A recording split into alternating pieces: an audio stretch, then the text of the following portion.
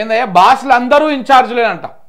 పెద్ద ఆసుపత్రుల్లో కింది స్థాయి సిబ్బంది పైన నిఘా కరువు, పర్యవేక్షణ కొరబడి రోగులకు ఇక్కట్లంట.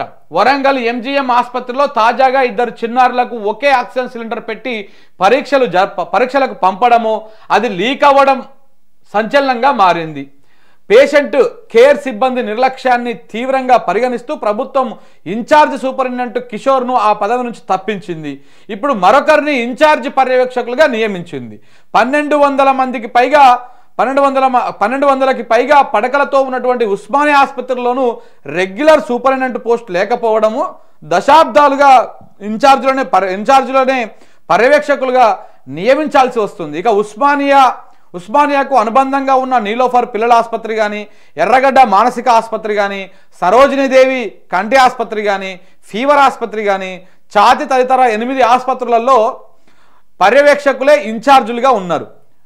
ఈ పర్యవేక్షకులు ఇన్ఛార్జులే. ఈ స్థానాల్లో అడిషనల్ డిఎంఈ స్థాయి వైద్యులు పనిచేయాలి.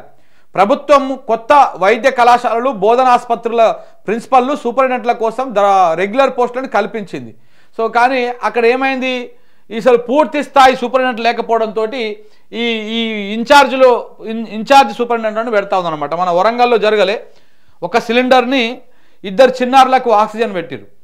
ఆ సిలిండర్ వెనక గుంజుకపోతున్నారు. ఆ పిల్లలని టెస్ట్కి తీసుకపోతుంటే ఆ సిలిండర్ గుంజుకుంటూ పోయి టెస్ట్కి తీసుకపోయారు. అది ఎవరో వీడియో తీసిరు, బయట పెట్టిరు. అది మొత్తం రచ్చరచ్చ అయింది. ఆరోగ్య శాఖ మంత్రి వెంటనే సీరియస్ అయిపోయి ఆ ఇన్ఛార్జ్ సూపరింటెండెంట్ ఎవరుతున్నారో ఆ ఎంజీఎంలో ఆయనని సస్పెండ్ చేసిండు, అంటే ఆ ఉద్యోగంలోకి తీసేసిండు. మళ్ళీ ఇప్పుడు కొత్త నిలబెట్టాడు, మళ్ళీ ఇంకొక ఇన్ఛార్జిని పెట్టిరు. పూర్తి స్థాయి సూపరింటెండెంట్ లేడు అక్కడ. అంటే ప్రభుత్వమే ఆ రకంగా పనిచేస్తూ ఉన్నది. ప్రభుత్వానికి ఆ సోయి ఉంటే కదా ప్రజల పట్ల, ప్రజల ఆరోగ్యం పట్ల ఏదో డొలుపుకు రావాలి కాబట్టి 2 నెలలు డొలుపుకొచ్చారు, ఇంకొక 3 నెలలు డొలుపుతారు, ఇంతే. ఇంకా మీరు ఎక్కువ ఏం ఆశించకండి. మీకు ఒక ఎగ్జాంపుల్ చెప్తా. ఒకప్పుడు కోటి హాస్పిటల్, హైదరాబాద్లో ఉన్నటువంటి కోటి హాస్పిటల్, అంటే ప్రసవం చేయాలనుకున్నటువంటి వాళ్ళందరూ కూడా, మహిళలందరూ కూడా అక్కడికే వెళ్ళేవారు. కోటి హాస్పిటల్కే పోవాలి, పెద్ద దవాఖాన అంటారు. ఊర్లో అయితే కోటి పెద్ద దవాఖానకు పోవాలి అంటారు. ఒకప్పుడు అల్లకు పోతే ఏ లొల్లి లేకుండా మంచిగా ప్రశాంతంగా అయ్యేది. ఏది కేసీఆర్ ఉన్న టర్మ్ లోపల. అది కూడా ఆరోగ్య శాఖ మంత్రి హరీష్ రావు వచ్చిన తర్వాత దాని రూపురేఖలే మారిపోయినాయి కంప్లీట్గా. చాలా పర్యవేక్షణ జరుగుతుంటుండే. ఏమన్నా ఈ చిన్న ఇబ్బంది అయినా కానీ అక్కడ అధికారులకు కానీ, అక్కడ డాక్టర్లు కానీ, నర్సులు కానీ కడుపులో భయం పెట్టుకొని పనిచేసేటోళ్ళు. కానీ చివరికి ఇప్పుడు ఆ హాస్పిటల్కి పోవాలంటే భయపడేటువంటి పరిస్థితి వచ్చింది. సరిగ్గా మెయింటెనెన్స్ లేదు, డాక్టర్లు పట్టించుకునే పరిస్థితి లేదు.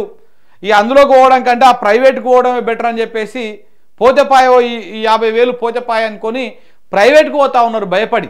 ఎందుకంటే కనీసము ఆ ఆరోగ్య శాఖ మంత్రి ఎవరైతే ఉన్నారో దామోదర రాజనరసింహ గారు, ఆయన పూర్తి స్థాయిలో ఎన్నడూ కూడా వీళ్ళందరితోని సమీక్షలు చేసి ఇది చేసినటువంటి దాఖలాలు లేవు.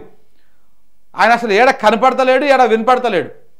అది ఎంత పెద్ద కీలకమైనటువంటి శాఖ, ప్రజలకు అనుబంధంగా ఉన్నటువంటి శాఖ అది ఆరోగ్య శాఖ. ఇప్పుడు బస్తీ దవాఖానాలలో కనీసము గోళీ మందులు లేవు, మందు గోళీలు లేవు. గిత్తత కూడా ఏడ కూడా 6 నెలలకెళ్ళి ఏడ కూడా మందులే లేవు, మెడిసినే లేదు బస్తీ దవాఖానాలలో. ఇక ఇక్కడ ఈ పెద్ద ఆసుపత్రుల పరిస్థితి ఇట్లా ఉన్నది.